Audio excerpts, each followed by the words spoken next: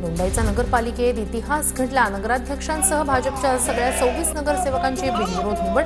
नयनकुमार रावल बनल्या नगराध्यक्ष। अर्ज माघारीच्या दिवशी भाजप विरोधातल्या उमेदवारांनी अर्ज घेतले मागे।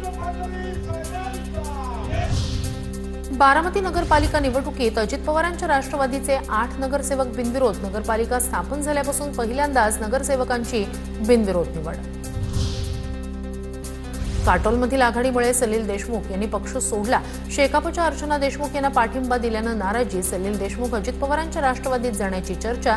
सूत्रांची माहिती। पुण्यातील राजगुरुनगर नगर परिषद निवडणुकीत नगरसेवक पदासाठी गावकीनं लिलाव केल्याची चर्चा।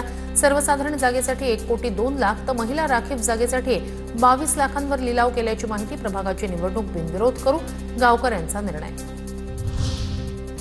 चिपळूणमधील तळवडे गावाची अनोखी मागणी। गावात फुकट फिरू नका, नेट द्या, मत घ्या।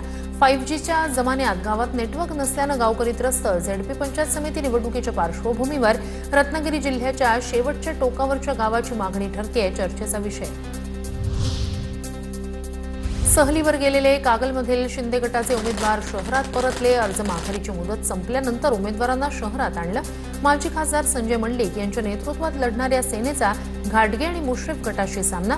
उमेदवारी अर्ज मागे घेण्यासाठी दबाव टाकल्याच्या आरोपांनंतर मंडलिकांची खबरदारी। डहाणू नगर परिषदेत भाजप विरोधात दोन्ही एनसीपीचा सेनेला पाठिंबा। पालघरमध्ये 3 नगर परिषद आणि 1 नगर पंचायतीत शिवसेना स्वबळावर। उद्या पालघरमध्ये शिंदेंच्या 3 प्रचार सभा।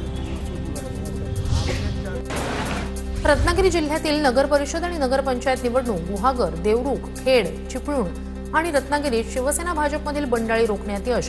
मात्र गुहागर नगर पंचायत, रत्नागिरी नगर परिषद महायुतीत फूट। गुहागर नगर पंचायतीत दादांची राष्ट्रवादी महायुतीतून बाहेर तर लांच्यामध्ये भाजपमध्ये बंडाळी।